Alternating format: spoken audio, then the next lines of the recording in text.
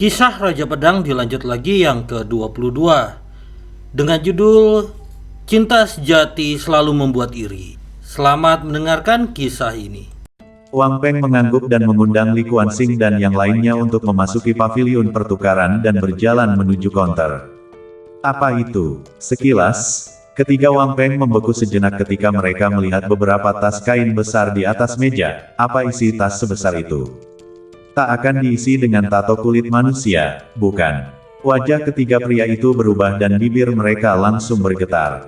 Kurasa tak bisa. Jika semuanya diisi dengan tato kulit manusia, berapa banyak yang akan ada?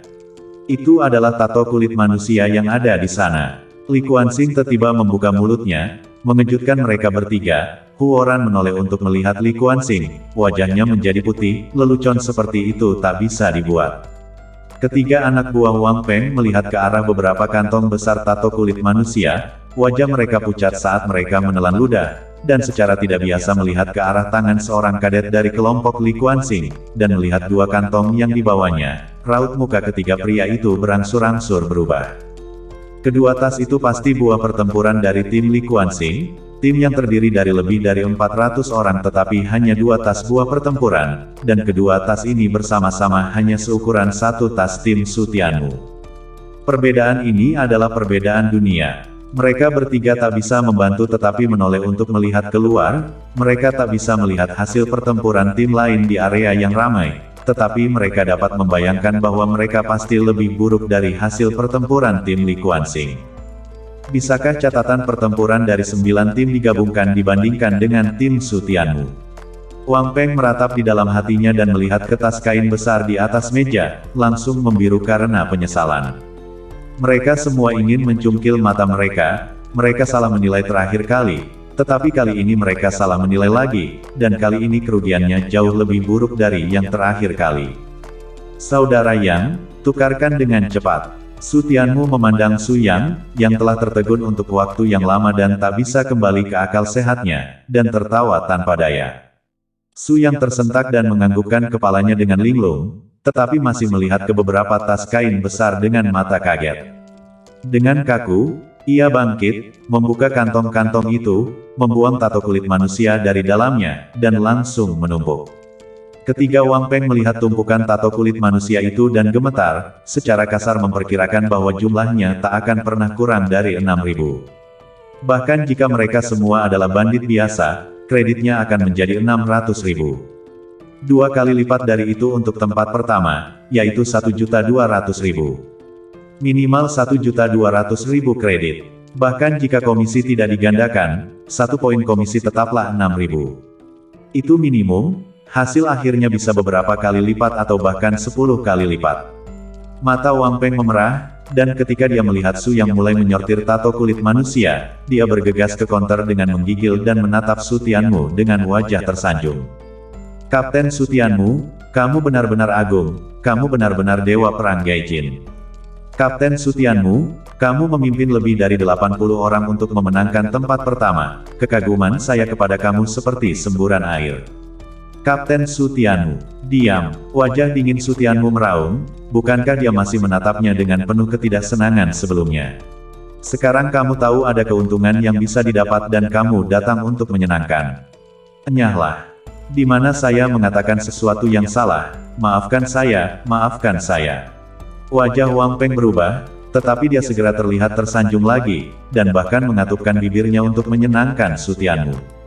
Ketika kerumunan Li Kuansing melihat Wang Peng dan mereka bertiga memperlakukan Su Tianmu dengan lemah lembut dan patuh, mereka semua terdiam. Komisi ini dengan santai puluhan ribu dolar, saya khawatir mereka akan melakukan hal yang sama jika mereka diganti. Mereka bahkan tak akan kesulitan meminta mereka untuk menelepon ayah mereka.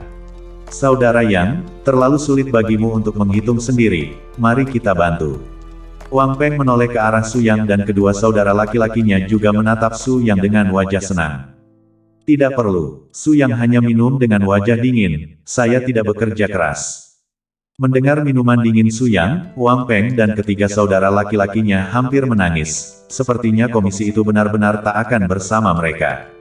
Enyahlah, jangan menghalangi jalan di sini. Zhao Qingan dapat melihat bahwa Su Tianmu tidak berurusan dengan trio Wang Peng dan dengan dingin meraung. Wang Peng dan ketiganya tidak berani membangkang, jadi mereka hanya bisa mundur dengan wajah pahit. Ini kerugian besar kali ini. Kami hanya bisa mendapatkan komisi dari tim lain. Wang Peng dan mereka bertiga memandang Li Kuanxing dengan putus asa, bahkan jika mereka bisa menebus komisi dari 9 tim, tidak satupun dari mereka yang bisa bahagia. Manusia benteng angin hitam hanya memiliki total 12.000 hingga 13.000 orang. Satu tim Su Tianmu mengambil lebih dari setengah hasil pertempuran. Berapa banyak yang bisa mereka dapatkan dari gabungan 9 tim? Yang paling penting adalah jika mereka mendapatkan lebih banyak komisi, mereka akan membaginya di antara 3 orang, sementara Su yang akan memiliki semuanya untuk dirinya sendiri. Senior Li, mari kita bantu kamu menukarnya. Wang Peng hampir tak bisa menahan senyum dan berjalan untuk mengambil tas kain dari kadet tim Li Kuanxing. Tunggu sebentar, Li Kuanxing membuka mulutnya, menyebabkan Wang Peng bergerak dengan cepat, menatapnya dengan wajah penuh kebingungan. Bukankah dia sudah berjanji untuk membiarkannya menukarnya? Janji yang tidak ditepati. Kamu punya masalah dengan Su Tianmu. Li Kuanxing menatap Wang Peng dengan dingin dan bertanya. Melihat sikap Li Kuanxing agak aneh, Wang Peng tidak langsung menjawab, dan hanya setelah berpikir sebentar dia berseru, Senior Li, kami tidak punya masalah. Hanya saja Su Yang dan Kapten Su Tianmu bersaudara, dan itulah mengapa Kapten Su Tianmu memintanya untuk bertanggung jawab penuh. Bisnis utama perusahaan adalah menyediakan berbagai macam produk dan layanan ke pasar. Dia adalah saudara yang melakukannya, ini tak ada hubungannya dengan kamu, bukan? Saudara, Li Kuanxing terkejut, memandang Su Yang dan segera berseru kepada kadet itu, bawa ke Su Yang dan tukarkan. Wang Peng tercengang ketika mendengar itu. Apa bedanya bagimu jika seseorang adalah saudara? Mengapa dia harus menukarnya dengan Su Yang? Senior Li, kamu tak bisa menepati janjimu. Wang Peng buru-buru menghentikan kadet itu dan berdoa kepada Li Kuanxing dengan wajah pahit. Kamu masih ingin membeli dan menjual dengan paksa. Li Kuanxing langsung meraung dengan dingin, memarahinya karena tidak menepati janjinya. Apakah kamu tidak ingin berada di Martial Mansion lagi? Mendengar raungan dingin Li Kuanxing, Wang Peng tiba-tiba menjadi marah dan menunjuk langsung ke hidung Li Kuanxing dan mengutuk. Apa artinya bagimu jika orang bersaudara? Saya sepupumu, dan sekarang kamu bahkan tidak peduli dengan sepupumu dan ingin menyenangkan orang lain. Mendengar ucapan ini, rekan satu tim Li Kuanxing tiba-tiba menyadari bahwa mereka semua mengatakan bahwa latar belakang Wang Peng adalah wakil prefek, tetapi tak ada yang tahu apa hubungannya, tetapi ternyata mereka adalah sepupu. Bahkan sepupunya tidak mau membantu, tidak heran Wang Peng sangat marah. Wajah Li Kuanxing mendesir, berani memarahinya. Dan berani memberitahunya tentang hubungan mereka, ini akan langsung membuat ayahnya kehilangan banyak prestise di rumah bela diri. Saya melihat bahwa kamu benar-benar tidak ingin bergaul lagi. Li Kuanxing meraung dengan marah dan menendang Wang Peng langsung ke pojok. Kekuatan kecil Wang Peng tidak memiliki kekuatan untuk bertarung di depan Li Kuanxing. Aduh, Wang Peng meraung dengan sedih sambil memegangi perutnya, darah terus keluar dari mulutnya. Saudara Wang. Kedua sahabat itu buru-buru pergi untuk membantu Wang Peng berdiri dan memberinya sebotol cairan obat. Wang Peng juga akhirnya tenang dan menatap Li Kuanxing dengan ketakutan. Memang benar dia dan Li Kuanxing adalah sepupu, tetapi dengan bakat dan kekuatannya, dia tidak memenuhi syarat untuk mengancam Li Kuanxing dengan kekerabatannya. Tanpa latar belakang wakil prefek, dia bahkan bukan kentut. Karena Li Kuanxing tidak ingin mereka bertukar, Wang Peng harus mencari target berikutnya, dan ketika rasa sakitnya sedikit mereda, dia keluar dari paviliun pertukaran dan bertanya kepada 8 tim yang tersisa. Su Yang dan Su Tianmu bersaudara. Kalau begitu kita harus bertukar dengan Su Yang. Apakah kalian punya masalah dengan Su Tianmu? Pergi dari sini, atau saya akan menghajarmu. Kamu berani melintasi Su Tianmu. Katakanlah, apakah kamu ingin mati? Wang Peng dan mereka bertiga mundur jauh karena ketakutan di tengah paduan suara kutukan, dan hampir menangis ketika mereka melihat 8 tim menatap mereka semua dengan wajah garang. Siapa yang bisa memberitahu mereka apa yang sedang terjadi? Mengapa satu Su Tianmu bisa membuat mereka bahkan tak bisa menebus salah satu tim mereka? Itu bahkan membuat semua orang berpikir untuk menghabisi mereka. Su Yang duduk di konter dan sangat sibuk sehingga ada terlalu banyak tato kulit manusia, dan bahkan dengan kecepatan penuh, dia tak bisa menghitungnya dalam waktu singkat. Setelah 1 jam berlalu dan sisi Su Yang masih belum selesai, harapan perlahan-lahan tumbuh di mata Wang Peng dan dia menoleh untuk melihat antrian panjang dengan kilatan harapan di matanya. Bahkan jika mereka semua ingin menyenangkan Su Tianmu, mereka tak bisa terus mengantri, kan? Tapi ada beberapa orang yang terluka, selalu ada yang tak bisa menunggu, kan? Ketiganya berpikir dengan sombong pada diri mereka sendiri, tak ada satupun dari 10 tim yang bisa bertukar dengan mereka, selalu ada orang yang tak bisa menunggu. Kalian kembali dan memperbaikinya, saya hanya akan mengantri di sini untuk bertukar. Kapten, kalian kembali dan beristirahatlah dulu, saya di sini saja. Kalian semua kembali, tidurlah sepuasnya, saya akan mengembalikan kreditnya. Wang Peng dan mereka bertiga baru saja akan naik ketika mereka melihat satu persatu antrian pergi, hanya menyisakan 1 atau 2 orang di sini untuk terus mengantri. Melihat pemandangan ini, ketiga Wang Peng hendak memuntahkan pagar mereka, lebih memilih untuk kembali beristirahat, lebih memilih untuk mengantri, lebih memilih untuk menunda mendapatkan kredit tanpa memberikan penebusan. Pokoknya jangan terlalu banyak menggertak orang. Setelah ketiganya sangat marah sampai dada mereka naik turun, mereka menoleh untuk melihat ke dalam paviliun penebusan, tak bisa memahami caranya. Apa sebenarnya yang dilakukan Su Tianmu? Kenapa tiba-tiba sikap semua orang terhadapnya berubah? Bagaimana mungkin Su Tianmu mendapatkan tempat pertama? Seharusnya tidak. Apa yang sebenarnya terjadi di sini? Bahkan tidak terlalu berlebihan untuk menyelamatkan hidupnya dengan memeluknya begitu banyak, bukan? Ketiga Wang Peng saling memandang, lalu pergi dan menarik seorang taruna untuk menanyakan apa yang sedang terjadi. Taruna itu tidak ingin memberitahu sampai Wang Peng mengeluarkan sedikit keuntungan untuknya lalu dia menceritakan apa yang terjadi. Mereka bertiga seperti orang bodoh, berdiri di tempat dan menghirup udara dingin, tidak bergerak untuk waktu yang lama. Su Tianmu sangat sesat. Buset, apakah ini masih manusia? Satu anak panah ke puncak alam takdir, satu anak panah ke orang kuat dari alam biduk surgawi. Saat ketiganya mengingat apa yang dikatakan kadet itu, mereka tak bisa menahan diri untuk tidak bergidik, dan ketika mereka menoleh untuk melihat ke paviliun pertukaran lagi, mata mereka sudah dipenuhi dengan kengerian. Mereka sekarang akhirnya mengerti mengapa semua orang begitu mendukung Su Tianmu. Dengan kekuatan sesat dan anugerah yang menyelamatkan jiwa, siapa yang tak akan mendukung? Belum lagi Su Tianmu adalah penyumbang terbesar dalam pemberantasan bandit ini. Tanpa Su Tianmu, pemberantasan bandit tak akan berhasil. Plak, setengah lama kemudian, Wang Peng tiba-tiba menghadiahi dirinya sendiri dengan gaplokan, menamparkan dirinya sendiri dengan warna merah. Dua orang di sebelahnya terkejut dan menoleh untuk melihat Wang Peng, mengapa dia memukul dirinya sendiri begitu keras. Keduanya mengerti dan menamparkan diri mereka sendiri dengan keras, jika bukan karena mata anjing mereka, bagaimana mereka bisa berakhir dalam situasi seperti itu. Sekarang mereka telah menyinggung Su Tianmu, bahkan Li Kuanxing tidak menyukai mereka, bagaimana mungkin mereka masih berada di rumah bela diri di masa depan. Mereka bahkan mungkin tidak mendapat giliran di pengadilan pertukaran. Mereka benar-benar tidak berpikir salah. Setelah kejadian ini, Martial Mansion mengubah aturan, dan tugas pengadilan pertukaran bergiliran untuk bekerja. Setelah setengah jam berlalu, Su yang akhirnya selesai menyelesaikan tato kulit manusia dan mengalokasikan sejumlah besar kredit dan nilai kontribusi ke piring sekolah Zhao Qingan, dan akhirnya Zhao Qingan akan mendistribusikan kredit ini. Melihat jumlah kredit dan nilai kontribusi yang sangat besar di piring sekolah, wajah Zhao Qingan tak bisa menahan senyum. Dia tidak pernah menyangka dalam hidupnya bahwa dia bisa mendapatkan begitu banyak kredit, bahkan jika itu bukan miliknya, jumlah yang besar itu masih bukan rangsangan kecil baginya. Mu kecil, bawa kartu sekolahmu kemari. Su yang mengulurkan tangannya ke Su Tianmu. Su Tianmu terkejut dan mengeluarkan kartu sekolahnya. Untuk apa dia membutuhkan kartu sekolahnya? Su yang tidak menjelaskan, mengambil lencana sekolah dari tangan Su Tianmu dan mengembalikannya kepada Su Tianmu begitu dia menyentuhnya dengan miliknya.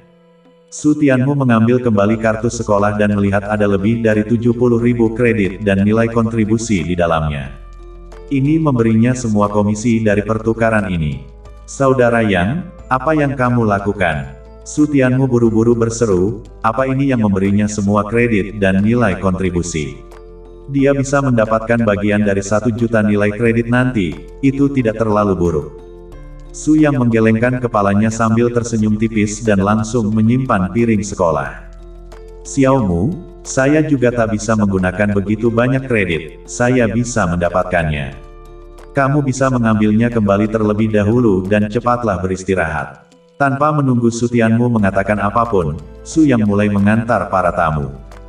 Melihat Su Yang begitu tegas, Su Tianmu tidak punya pilihan selain menerimanya, memeluk Su Yang dan berbalik pergi bersama rombongan. Kapten Su Tianmu berjalan keluar dari paviliun pertukaran. Orang-orang yang ditinggalkan oleh tim lain menyambut mereka dengan hangat ketika mereka melihat mereka keluar. Su Tianmu mengangguk satu persatu sebagai tanggapan lalu melihat 3 jiwa yang hilang. Wang Peng mengabaikan mereka dan langsung pergi. Ketiga Wang Peng menatap punggung Su Tianmu dengan mulut terbuka, menyesal sekali lagi sampai mereka ingin menamparkan diri mereka sendiri. Di tengah lobi halaman kecil, Zhao Qingan mengambil kartu sekolahnya dan mulai membagikan kredit dan nilai kontribusi kepada rekan satu timnya. Kapten, ini milikmu. Zhao Qingan memberikan kredit kepada Su Tianmu terlebih dahulu, yang memiliki kredit paling banyak kali ini. Sudut mulut Su Tianmu tak bisa membantu tetapi terangkat setelah mengeluarkan kartu sekolah dan menerima kredit. Kali ini, dia sendiri menghabisi lebih dari 3.000 orang. Kredit yang dia tebus sendiri lebih dari 2 juta, setelah menggandakannya menjadi 5 juta kredit. Nilai kontribusinya bahkan mencapai 260.000. Saya tidak tahu apakah saya bisa menghabiskan semua kredit ini, jika tidak saya akan menukarnya dengan koin emas. Dengan 5 juta kredit, Su Tianmu benar-benar tidak tahu berapa lama dia harus menghabiskannya. Bahkan jika dia pergi ke lokasi terbaik di air terjun Yuan yang jatuh untuk berkultivasi, dia harus berkultivasi selama 500 hari untuk menghabiskan semuanya. Sekarang setelah dia menemukan Huang Junru, dia pasti tak akan tinggal di Martial Mansion selama itu, jadi ketika dia pergi, dia bisa langsung menukarnya dengan koin emas, yang merupakan mata uang keras. Saya akan pergi berkultivasi dulu, Kong Qing akan segera memberitahuku saat dia kembali. Su Tianmu menepuk bahu Zhao Qingan dan berseru. Zhao Qingan mengangguk dan terus membagikan kredit. Setelah meninggalkan halaman kecil, Su Tianmu berjalan sampai ke air terjun Yuan yang jatuh. Salam, Senior Su Tianmu. Senior Su Tianmu. Para kadet yang mereka lihat di sepanjang jalan semuanya menyambutnya dengan kepalan tangan penuh hormat, bahkan jika Su Tianmu jauh lebih muda dari mereka, mereka semua memanggilnya senior. Setelah Su Tianmu menanggapi beberapa orang, dia langsung mempercepat dan bergegas menuju air terjun Yuan yang jatuh. Gemuruh. Wow, air terjun Yuan yang jatuh masih menderu dengan air yang jatuh, dan Su Tianmu melompati tubuhnya dan bergegas naik ke gua di bagian paling atas air terjun. Hah? Berdiri di lorong di depan gua, Su Tianmu memandangi deretan gua dengan takjub. Hari ini sebenarnya ada orang yang berkultivasi di setiap gua, tak ada satupun yang kosong. Seharusnya tuan rumah dan yang lainnya yang berkultivasi, bukan? Su Tianmu menggelengkan kepalanya tanpa daya, sepertinya dia terlambat. Su Tianmu, saat dia hendak berbalik dan pergi, sebuah suara tiba-tiba terdengar, dan ketika dia menoleh untuk melihat, dia hanya melihat bahwa itu adalah Chang Xi yang berjalan keluar dari sebuah gua. Melihat Chang Xi, Su Tianmu langsung mengerutkan kening dan langsung menunjukkan ketidaksenangannya. Ketika Chang Xi melihat sikap Su Tianmu terhadapnya, dia menggelengkan kepalanya dengan senyum pahit dan berseru, "Kamu di sini untuk berkultivasi, kan? Kebetulan ada yang harus saya lakukan, jadi saya akan membiarkan kamu memiliki gua ini." Wajah Su Tianmu tidak berubah. Terakhir kali dia mengekspos Chang Xi di Blackwing Cottage ada kecurigaan yang besar, dan sudah ada perseteruan di antara mereka. Tiba-tiba memperlakukannya dengan sangat baik, sulit untuk meragukan apakah Chang Xi memiliki niat buruk. Melihat Su Tianmu tidak mempercayainya, Chang Xi tersenyum pahit sekali lagi, tidak mengatakan apa-apa dan langsung pergi. Mungkinkah itu bukan dia? Melihat Chang Xi pergi dengan tegas, Su Tianmu mengelus rahangnya dan merenung sejenak, lalu menggelengkan kepalanya. Apakah Chang Xi adalah orang yang telah melukainya atau tidak? Kita akan tahu kapan Kong Qing kembali. Berjalan ke dalam gua tempat Chang Xi baru saja berkultivasi, Su Tianmu memeriksanya untuk memastikan tak ada bahaya atau bahaya tersembunyi sebelum dia mulai berkultivasi. Duduk dan merasakan Yuan Qi yang banyak, Su Tianmu hanya merasa tenang. Setelah pertempuran besar, pergi ke tempat dengan Yuan Qi yang banyak seperti bertemu mana setelah kemarau panjang, menyegarkan. 3 pembuluh darah gelap terbuka serempak dan mulai menyerap Yuan Qi seperti orang gila.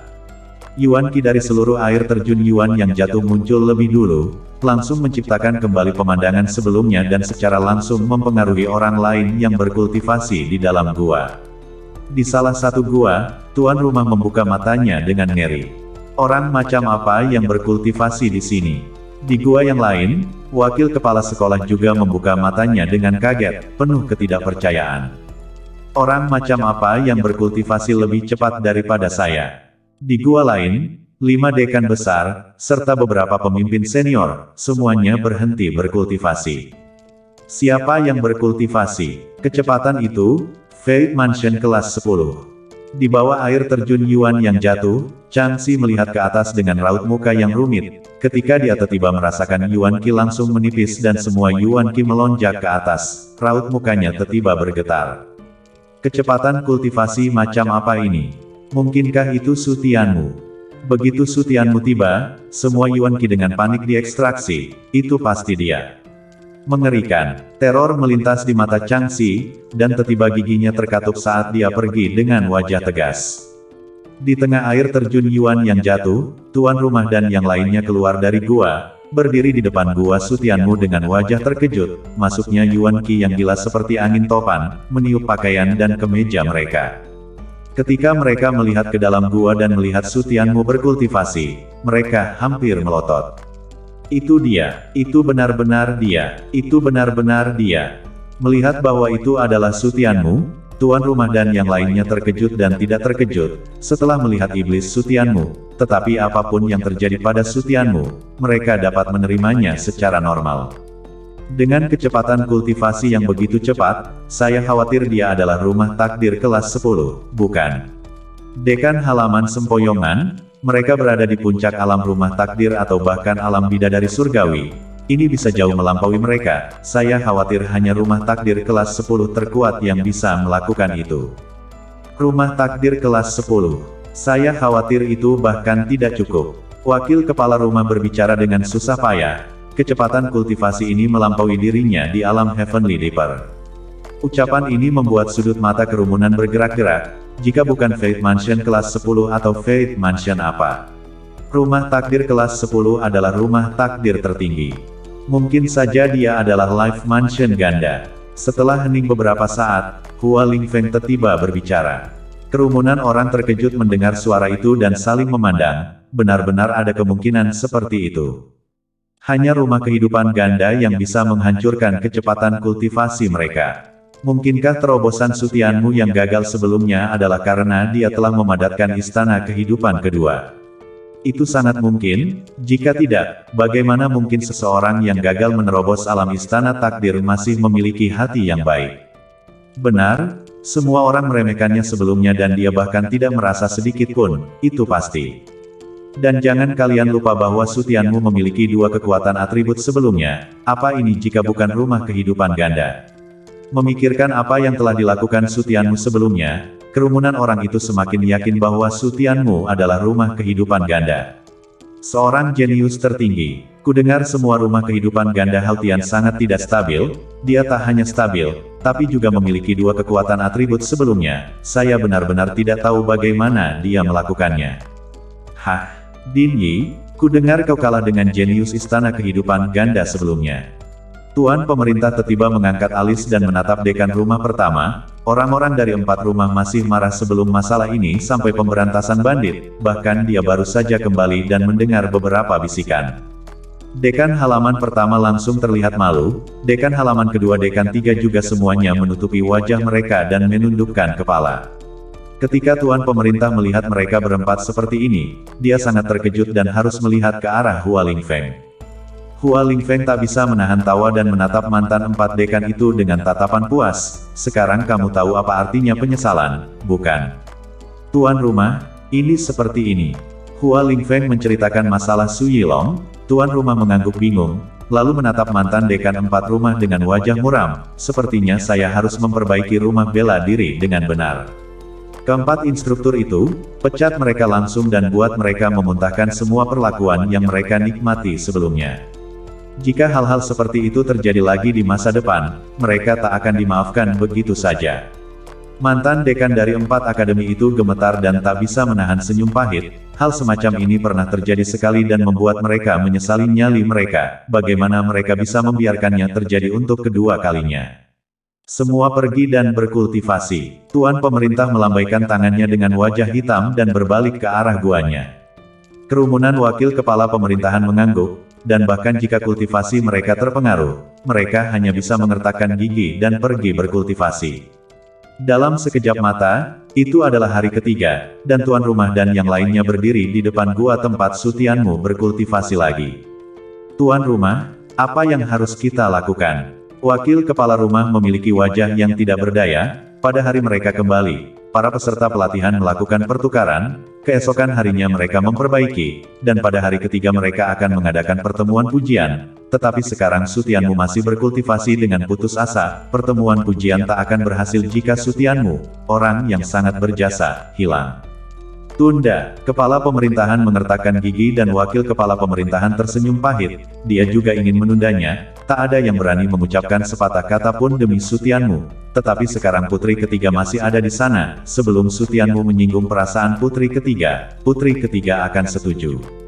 Saya akan berbicara dengan putri ketiga di sana. Tuan pemerintah mengetahui kekhawatiran mereka dan segera berbalik dan pergi. Ayo pergi juga. Wakil prefek memandang kerumunan. Kerumunan mengangkat bahu, bahkan jika mereka belum sepenuhnya pulih, mereka harus pergi dulu. Tak ada gunanya tinggal di sini. Dengan Su Tianmu di sini, tak akan bagi mereka untuk berkultivasi dengan baik. Gemerincing-gemerincing. Satu persatu, mereka bergegas keluar dari air terjun dan melompat turun satu persatu. Mereka semua membeku di tempat. Hanya untuk melihat tuan rumah berdiri tak bergerak di depannya, sementara di depan tuan rumah berdiri sekelompok orang, yang semuanya adalah Master Pil di dalam rumah bela diri. Dan Huang Lao berdiri di depan kerumunan Master Pil, wajahnya penuh tekad saat dia melihat ke arah air terjun Yuan yang jatuh. Apa yang mereka lakukan? Wakil kepala rumah berjalan dengan raut muka bingung di wajah mereka, ketika mereka mendengar suara tegas dan jelas dari Huang Lao. Kepala rumah, kamu pergi dulu, jangan pedulikan kami. Jangan pedulikan kamu. Seluruh apoteker ada di sini, jika kamu tidak kembali ke aula apotek, bagaimana kamu bisa berfungsi secara normal? Huang Lao, kalian kembali dulu. Su Tianmu berada pada titik kritis dalam kultivasinya. Dia belum tahu berapa lama waktu yang dibutuhkan untuk keluar. Saya bahkan berencana untuk menunda pertemuan pujian. Kalian tak hanya ingin melihat Su Tianmu, dia juga ingin melihatnya. Tapi siapa yang berani mengganggu Su Tianmu sekarang? Tidak apa-apa, kita tunggu saja di sini. Huang Lao masih memiliki wajah yang teguh, dan apoteker di belakangnya juga mengangguk dengan tegas, bertekad untuk menunggu Su Tianmu keluar dari kultivasinya. Kalian, tuan rumah sangat marah sampai dia mengertakkan gigi. Kalian semua tidak pergi bekerja. Tahukah kalian berapa banyak cairan obat yang dikonsumsi oleh 2000 orang di sini setiap hari? Dan ada beberapa dari Master Pil ini yang secara khusus dipindahkan, semuanya tidak kembali. Apa yang harus kita lakukan dengan ketiga siswa di dalam rumah seni bela diri? Jangan khawatir, tuan rumah, kami memiliki semua cairan obat yang sudah disiapkan sepenuhnya, itu tak akan mempengaruhi operasi normal. Senior Huang berbicara dengan wajah tanpa raut muka, dan setelah mengatakan itu, dia terus melihat ke arah air terjun Yuan yang jatuh. Tuan pemerintah masih sangat marah, itu bisa berfungsi normal untuk waktu yang singkat. Bagaimana jika Su Tianmu berkultivasi selama 10 hari dan setengah bulan? Bagaimana jika peserta pelatihan yang terluka parah muncul? Dia hanya bisa menunggu kematian. Tetapi kelompok apoteker ini semuanya adalah leluhur, terutama Huang Lao, apoteker kelas khusus yang memimpin dan tak bisa dipukuli atau dimarahi. Jadi dia sangat marah sehingga kepala pemerintahan akan mengalami serangan jantung.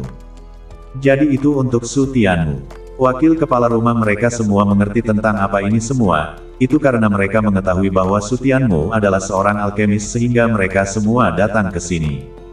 Mereka semua seharusnya tidak ingin menyembah Su Tianmu sebagai tuan mereka, kan? Sangat mungkin melihat mereka seperti ini.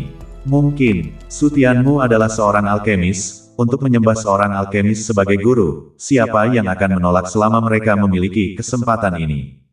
Berikan penghormatan kamu kepada. Kerumunan wakil prefek tiba terdiam saat mereka berbicara. Jika Sutianmu menerima murid-murid ini, maka dia akan dapat berjalan-jalan di dalam rumah bela diri di masa depan. Tidak, bahkan jika dia tidak menerima Master Pil ini sebagai magang, maka dia masih akan menjadi eksistensi horizontal. Huang Lao, kalian kembali saja dulu. Saya akan memastikan bahwa Sutianmu akan memberitahumu saat pertama kali dia keluar dari bea cukai. Suhu pemerintah mengertakkan gigi dan berbicara, dia akan menahan serangannya.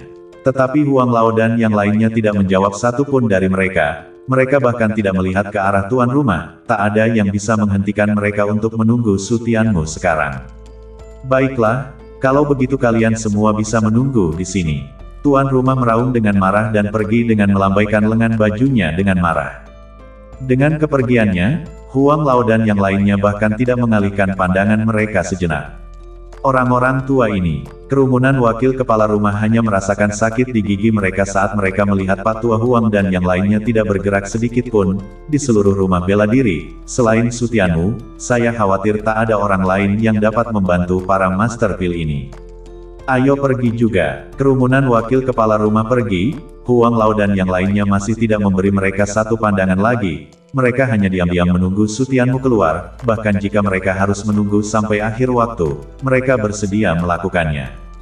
Sehari berlalu, pertemuan pujian berhasil ditunda, dan putri ketiga diyakinkan oleh tuan rumah dan yang lainnya untuk tidak menghentikannya, menunjukkan bahwa dia bersedia untuk terus tinggal di rumah bela diri untuk beberapa waktu. Ketika putri ketiga bahkan tidak keberatan, yang lain tidak berani keberatan lagi. Pada hari keempat, Yuan Jie tiba bergegas menuju air terjun Yuan yang jatuh dengan tergesa-gesa. Di depan air terjun Yuan yang jatuh, Huang Lao dan yang lainnya masih belum pergi. Di dalam gua, Sutianmu masih dengan panik menyerap Yuan Qi. Jumlah mutiara Yuan di ketiga urat nadi gelap telah mencapai 24. 4 tambahan 3 diantaranya diakumulasikan dari menembak bandit besar, dan yang keempat diakumulasikan dari beberapa hari terakhir budidaya. Hei, masih ada waktu untuk bertarung, semakin gila semakin baik. Sutianmu melihat satu lagi Yuan Zhu yang telah mengembun dari 3 hari kultivasi keras dan menggelengkan kepalanya dengan senyum pahit. 3 urat nadi hitam hanya 3, tetapi dalam pertarungan sampai mati dengan Grandmaster, 3 urat nadi hitam itu langsung mengembun menjadi 6. Tapi pertarungan semacam itu juga tak akan tercapai, jika tuan rumah dan yang lainnya tak ada di sana dan dia berani bertarung sekeras itu. Hasilnya adalah tuan besar bisa menghancurkannya dengan satu gaplokan. Agak serakah. Sutianmu menggelengkan kepalanya dengan senyum pahit, kecepatan kultivasinya sebenarnya tidak lambat, 3 Yuan Zhu sepertinya tidak banyak, tetapi ketika diubah menjadi cairan Yuan itu adalah 3000 tetes, baru lebih dari 3 hari kultivasi dan dia telah mengembunkan 3000 tetes cairan Yuan, kecepatan ini sudah sangat cepat. Saya ingin tahu apakah Kong King telah kembali. Kutu kupret, pertemuan pujian. Sutianmu bergumam wajahnya tiba berubah. Begitu fokus pada kultivasi dia telah melupakan pertemuan pengakuan. Tak ada hal lain yang penting, tetapi ramuan di tangan putri ketiga dia harus memilikinya. Dia buru-buru bangkit untuk pergi, tetapi hanya 2 langkah lagi Sutianmu tiba berhenti. Tiba teringat seseorang. Di mana Ma Yongfan? Sutianmu ingat bahwa dia tidak pernah melihat Ma Yongfan lagi sejak dia memasuki tempat berkumpulnya para siswa lama, dan bahkan lebih sedikit lagi ketika dia membentuk tim. Ini aneh, Ma Yongfan berada dalam kelompok pelatihan lapangan yang sama dengannya. Dia menyelamatkan semua orang di pelatihan lapangan, bahkan Yuan Jie berterima kasih padanya. Ma Yongfan sangat tidak tahu berterima kasih.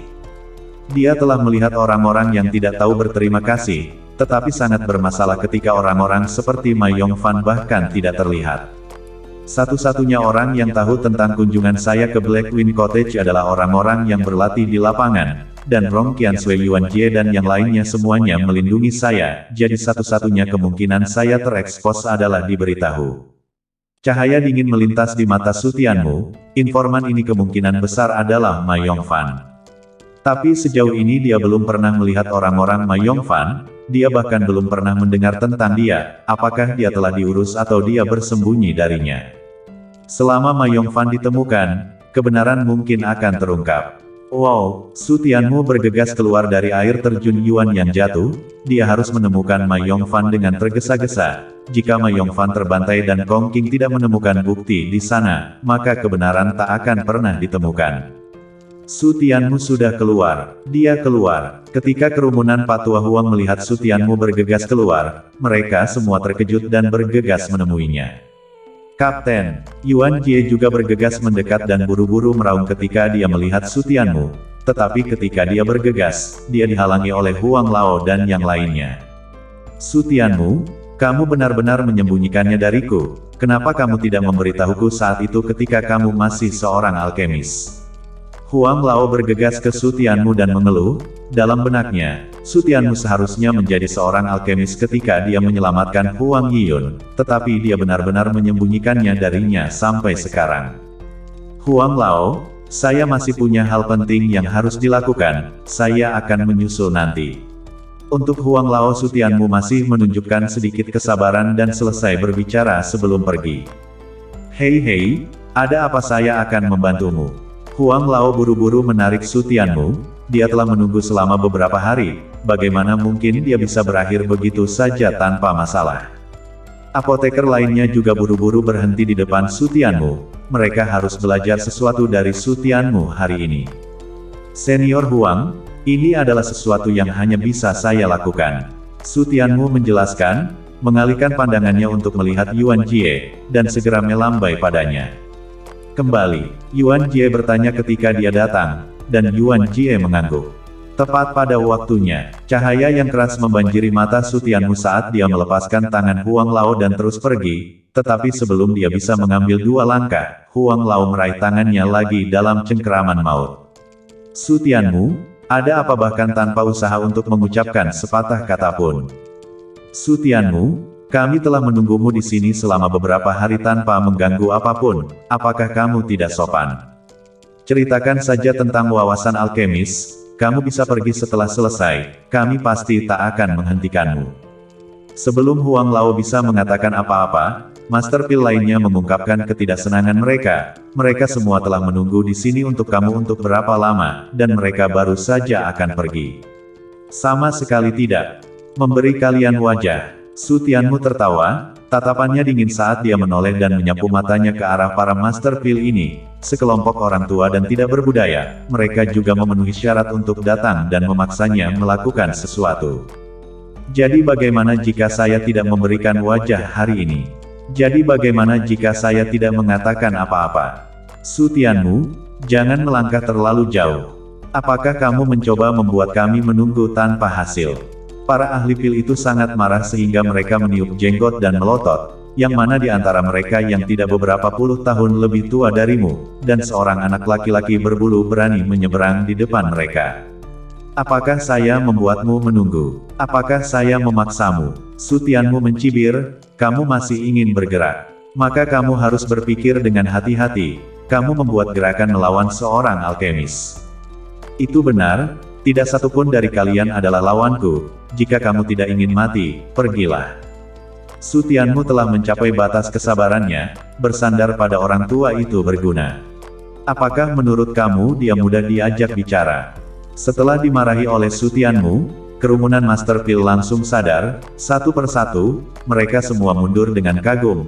Apakah itu dalam hal kekuatan atau pemurnian pil, mereka tidak memenuhi syarat untuk mempermalukan diri mereka sendiri di depan Su Tianmu. Huang Lao memandang Su Tianmu dengan wajah tak berdaya dan membuka mulutnya, hatinya cemas dan dia mengerti bahwa Su Tianmu benar-benar terburu-buru, tetapi dia telah mengejar alkimia selama beberapa dekade, jika dia menunggu lebih lama lagi, dia mungkin akan jatuh ke tanah. Huang Lao, saya akan mencarimu setelah saya menyelesaikan urusanku. Su Tianmu melirik Patua Huang dan mengatakan itu sebelum dia dan Yuan Jie buru-buru pergi. Saat pergi, Yuan Jie memandangi para ahli pil yang dimarahi oleh Su Tianmu dan tak bisa mengangkat kepala mereka, dan dipenuhi dengan desahan lega. Kapten, saya khawatir tak ada seorang pun di seluruh Martial Mansion yang berani memarahi para Master Pil seperti itu kecuali kamu. Hentikan omong kosongnya, di mana Kong Qing? Su Tianmu berseru dengan wajah dingin, dia meminta Kong Qing untuk melakukan 3 hal dan berharap semuanya dilakukan untuknya. Kong Qing akan segera kembali, tetapi untuk menghindari kecelakaan, wakil kapten secara pribadi pergi menjemputnya. Yuan Jie tampak kaget dan buru-buru kembali. Su Tianmu mengangguk, Zhao Qing'an benar-benar mantap dalam pekerjaannya. Apakah kamu sudah melihat Ma Yongfan? Apakah kamu tahu di mana dia sekarang? Karena Kong Qing tak akan kembali untuk sementara waktu, mari kita cari tahu Ma Yongfan dulu. Ma Yongfan. Saya belum pernah melihatnya sejak kita sampai di sini bersama. Yuan Jie terdiam sejenak sebelum kembali, berbicara tentang Ma Yongfan sebelum dia ingat bahwa sudah lama sekali dia tidak melihatnya. Belum pernah melihatnya, mata Su Tianmu menyipit, ada sesuatu yang benar-benar salah. Kumpulkan semua rekan satu tim, bahkan jika kita menjungkir balikkan tempat itu, kita harus menemukannya. Ya, Yuan Jie mengangguk dan tanpa ragu-ragu, dia berakselerasi menuju halaman kecil, bergegas mengumpulkan semua rekan satu timnya sebelum Su Tianmu kembali dan dengan panik mencari Ma Yongfan. Halaman itu kosong ketika Su Tianmu kembali ke sana, semuanya sudah keluar. Su Tianmu hanya duduk di lobi dan perlahan-lahan meminum tehnya. Tidak butuh waktu lama bagi tim untuk mulai kembali satu persatu dan berhasil menemukan Ma Yongfan. Masuk, Yuan Jie mendorong Ma Yongfan, yang tersandung ke lobi, menatap Su Tianmu yang sedang duduk di sana sambil minum teh dengan kepala tertunduk dan tidak berani mengatakan apa-apa. Kapten, tidak heran kita tak bisa melihatnya, ternyata dia memilih pekerjaan sipir segera setelah dia datang ke sini dan tetap tinggal di dalam penjara bawah tanah tanpa pernah keluar.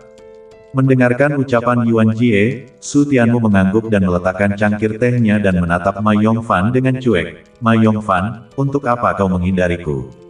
Kamu tidak ingin bertemu denganku sebanyak itu. Ma Yongfan perlahan mengangkat kepalanya dan menatap Su Tianmu dengan senyuman di wajahnya. Kapten Su Tianmu mengatakan itu, beraninya saya bersembunyi darimu, bukannya saya tidak boleh meninggalkan pos tanpa izin.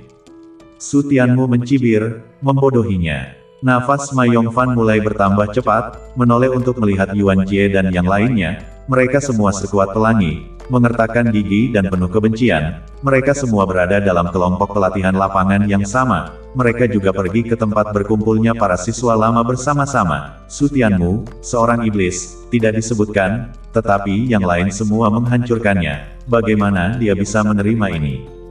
Dia bahkan harus hidup dalam ketakutan karena ini, dengan hanya sedikit keuntungan yang dia dapatkan, dan sekarang tampaknya keputusan yang dia buat pada saat itu sama bodohnya dengan yang lain. Kapten Su Tianmu telah memimpin tim dengan baik, tentu saja mereka semua adalah tentara elit. Ma Yongfan menarik napas dalam-dalam untuk mengatur emosinya dan berbicara dengan wajah iri. Ma Yongfan, jika kamu bisa menjelaskan diri kamu sendiri, saya bisa mengampuni hidup kamu. Su Tianmu tidak merasakan sedikit pun dari pembicaraan keledai semacam ini dan berbicara dengan cuek. Jika kamu terus berbicara dengan keras, saya dapat menjamin bahwa kamu akan lebih buruk daripada mati. Jangan kira saya tidak berani melakukannya atau tak bisa melakukannya. Ma Yongfan akhirnya mengubah wajahnya, semua orang yang mengenalnya tahu betapa kejamnya Su Tianmu. Tetapi siapapun yang ingin Su Tianmu habisi, tak ada yang bisa kabur, bahkan desa angin hitam, sebelum Su Tianmu hanya bisa menghabisi beberapa bandit alam takdir, tetapi sekarang, bahkan yang dari alam biduk pun terbantai. Su Tianmu tidak pernah gagal menepati janjinya tentang apa yang dia katakan. Setelah ragu-ragu untuk beberapa saat, hati Ma Yongfan terlintas dan dia berlutut dan menangkupkan tinjunya ke Su Tianmu. Selama dia bisa menyelamatkan hidupnya, maka tak ada yang penting. Su Tianmu, akulah yang telah menganiaya kamu. Melihatnya seperti ini, Yuan Jie dan yang lainnya adalah orang pertama yang mengubah wajah mereka. Apa yang telah dilakukan Ma Yongfan ini? Bicaralah. Su Tianmu berbicara dengan cuek. Ma Yongfan menelan ludah dan melanjutkan, setelah saya kembali dari pelatihan lapangan, saya merahasiakan urusan kamu dengan ketat, sama seperti mereka, sampai Chang Si menemukan saya. Itu benar-benar dia. Cahaya dingin melintas di mata Su Tianmu, dia memang menebak dengan benar. Chang Si memberiku beberapa keuntungan untuk mengatakan yang sebenarnya tentangmu, tapi saya benar-benar tidak menyangka dia akan merilis informasi itu kepada manusia. Setelah mengatakan itu, Ma Yongfan membenturkan kepalanya ke tanah, ketakutan. Dia benar-benar tidak menyangka Changxi seberani itu untuk berurusan dengan Su Tianmu. Setelah dia mengetahui bahwa dia hampir menghabisi Su Tianmu, dia buru-buru menghilang dari pandangan semua orang dan menjadi sipir penjara. Tetapi dia tidak menyangka dia masih ditemukan oleh Su Tianmu. Dia sekarang hanya berharap Su Tianmu akan segera pergi dan menyelesaikan Changxi. Jika tidak, Changxi pasti akan mencarinya untuk menyelesaikan skor. Dia juga membenci Changxi. Jika Changxi tidak membujuknya sejak awal, dia tidak perlu bersembunyi sepanjang waktu, dan dia bahkan bisa bergabung dengan tim Su Tianmu untuk membangun karirnya bersama, dan mungkin dia sudah menerobos masuk ke alam istana takdir sekarang. Jadi kaptennya terungkap karena kamu. Dasar binatang buas, jika bukan karena Su Tianmu selama pelatihan lapangan, kamu pasti sudah mati di tangan para bandit besar. Dasar binatang yang tidak tahu berterima kasih. Yuan Jie dan yang lainnya sangat marah sehingga mereka semua ingin menghabisi Ma Yongfan di tempat. Ma Yongfan menatap mereka semua dengan marah dan duduk di tanah dengan ketakutan. Wajahnya pucat saat dia melihat ke arah Su Tianmu. Kapten Su Tianmu, kamu baru saja mengatakan kamu tak akan menghabisiku. Jangan khawatir, saya tak akan menghabisimu. Su Tianmu berbicara dengan cuek. Dia menepati janjinya, dan mengedipkan mata kepada Yuan Jie, yang mengerti dan segera menghunus pedang tajamnya dan menebas Ma Yongfan. Kamu, apa yang kamu lakukan? Ma Yongfan merasakan aura pemusnah dan berbalik, melihat Yuan Jie datang ke arahnya, pupil matanya menyusut ketakutan dan dia buru-buru meraung. Su Tianmu bilang dia tak akan menghabisiku. Kapten tak akan menghabisimu, saya tidak mengatakan itu. Yuan Jie meraung dengan dingin dan menebas Ma Yongfan dengan pedangnya. Ma Yongfan bahkan tidak berada di alam rumah takdir, jadi di tangan Yuan Jie, yang berada di alam rumah takdir, dia tidak memiliki perlawanan sama sekali. Buang mayatnya, dan ngomong-ngomong, pergi dan jelaskan pada tuan rumah dan yang lainnya.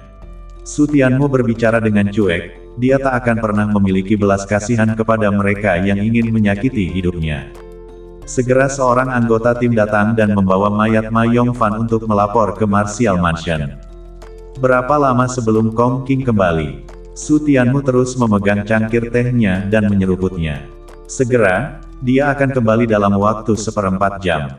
Yuan Jie menjawab, Su Tianmu mengangguk dan hanya meluangkan waktu menunggu. Kapten, suhu, belum 1/4 jam berlalu sebelum Zhao Qing'an dan Kong Qing kembali. Setelah bergegas ke lobi, keduanya memiliki senyuman di wajah mereka. Misi berhasil diselesaikan. Suhu, ini adalah pedang Suhu Agung. Ini memang senjata harta karun. Kong Qing pertama-tama mengeluarkan pedang dan menyerahkannya kepada Su Tianmu. Dia telah mencarinya selama sehari semalam sebelum menemukannya setelah dibuang ke danau.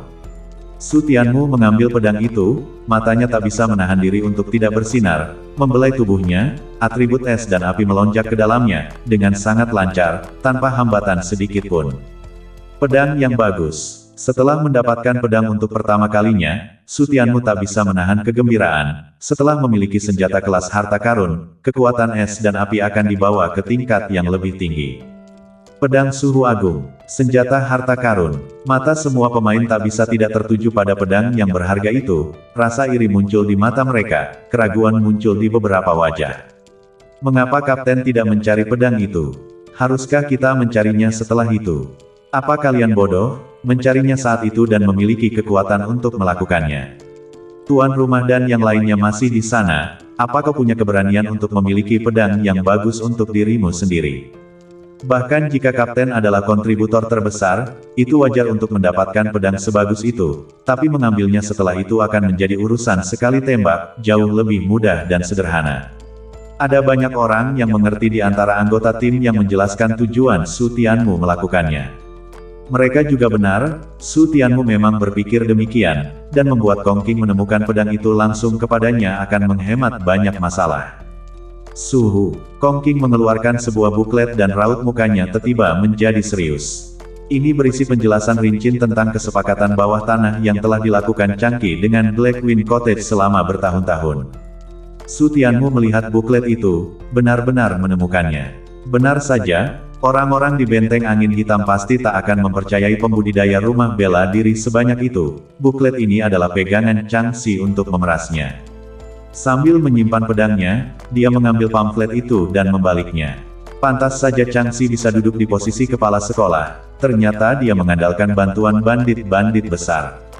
Melihat melalui buklet itu, bahkan sejarah kenaikan Changxi ke puncak sudah jelas. Changxi memiliki status dan kekuatan yang dia miliki saat ini semua karena hubungannya dengan Pondok Angin Hitam, di mana dia tidak tahu berapa banyak orang yang telah terbantai. Tumor beracun dari rumah bela diri. Pelatihan lapangan terakhir sebenarnya adalah Changxi membeli dan menghabisi orang. Saat dia terus melihat-lihat buklet itu, niat menghabisi Sutianmu tiba-tiba muncul. Ternyata bandit-bandit besar di pelatihan lapangan terakhir begitu kuat tidak sesekali. Itu hanya karena Changxi telah membayar Desa Angin Hitam untuk mengambil nyawanya. Benar saja, dialah yang mengekspos saya. Setelah membolak-balik buklet, Sutianmu tak bisa lagi menahan niat menghabisinya sepenuhnya. Menghabisinya beberapa kali, balas dendam ini bukanlah seorang pria sejati kecuali jika dibalas. Changxi, kali ini saya akan mengambil nyawamu. Melepaskan busur dan anak panah yang tergantung di dinding, dia bergegas keluar dari halaman dan menuju ke kubah harmoni. Melihat Sutianmu bergegas keluar, kerumunan Yuanjie semuanya penuh dengan niat menghabisi. Siapapun yang berani menyakiti kapten mereka tak akan melepaskannya. Ayo pergi. Kong Qing melambaikan tangannya dan meraung. Mereka semua bergegas keluar dari halaman dan mengikuti Sutianmu saat dia bergegas menuju gedung kubah harmoni. Di depan gedung kubah melompat, para siswa yang lewat hanya bisa terdiam di tempat ketika mereka melihat kerumunan Sutianmu bergegas dengan sikap mengamuk. Apa yang coba dilakukan Sutianmu dan yang lainnya? Kutu kupret, apakah mereka akan datang ke gedung Dong Hoping untuk menghabisi seseorang? Mereka semua menghabisi orang, mereka masih ingin membuat masalah di gedung kubah lompat. Merasakan aura pemusnahan dari Sutianmu dan yang lainnya, para siswa di depan gedung Dong Hopper semuanya ketakutan dan bergegas memberi jalan, meledak menjadi linglung. Sejak pertama kali Martial Mansion didirikan, tak ada yang berani membuat masalah di gedung Dong Hopper. Sutianmu bergegas masuk ke gedung kubah harmoni dan menabrak seorang instruktur secara langsung. Instruktur ini terkejut melihat Sutianmu datang, wajahnya hanya tersenyum sebelum dia dikejutkan oleh niat menghabisi Sutianmu dan menyatu. Sutianmu, apa yang kamu lakukan? Segera setelah itu, dia melihat bahwa semua orang di tim Sutianmu datang dengan niat menghabisi. Jadi tutor ini buru-buru menghentikan Sutianmu, dia tak bisa membuat masalah di gedung kubah harmoni. Di mana Changxi? Sutianmu memandang tutor ini dan bertanya dengan suara dingin. Changxi, apa yang kamu cari darinya? Suhu ini agak bingung, datang dengan marah hanya untuk menemukan Changxi. Pertanyaannya adalah apa yang kamu inginkan darinya? Di mana dia? Sutianmu meraung dengan dingin, jika dia ingin Changxi mati hari ini, dia tak akan membiarkan Changxi melihat matahari besok. Dia ada di lantai paling atas, dan Suhu itu dikejutkan oleh aura menghabisi Sutianmu yang lebih kuat, dan tersandung pada ucapannya, menunjuk ke atas, sebelum dia bisa menyelesaikannya. Sutianmu bergegas ke atas, Kong Qing dan yang lainnya segera mengikuti. Dan putri ketiga bersama. Mentor membeku dan menyelesaikan ucapannya, dan ketika dia menyelesaikan Sutianmu, kerumunan orang sudah lama bergegas. Tidak bagus, sesuatu yang besar akan terjadi. Saat itulah mentor ini menyadari bahwa kekuatan yang mengesankan telah datang untuk Changxi, itu pasti datang untuk menghabisi Changxi. Sutianmu, kenapa kamu tidak menyapa saat keluar dari gerbang? Hei, mau kemana? Itu tak akan merepotkan putri ketiga, bukan? Kerumunan Sutianmu bergegas ke gedung kubah harmoni. Keributan sebesar itu langsung membuat orang-orang di dalam gedung kubah harmoni terkejut. Semua orang di dalam bergegas keluar. Pandangan pertama Sutianmu terkejut, tetapi pandangan kedua menjadi kaget. Apa yang diinginkan oleh pemusnah yang bergegas ke lantai paling atas ini? Untuk apa terburu-buru pemusnah ini ke lantai paling atas? Lantai paling atas hanya ditempati oleh putri ketiga. Sutianmu, apa yang kamu inginkan? Setelah tuan pemerintah mengubah warnanya, dia buru-buru bergegas ke Sutianmu dan menghentikannya. Sutianmu, apapun yang terjadi, kamu tidak boleh impulsif.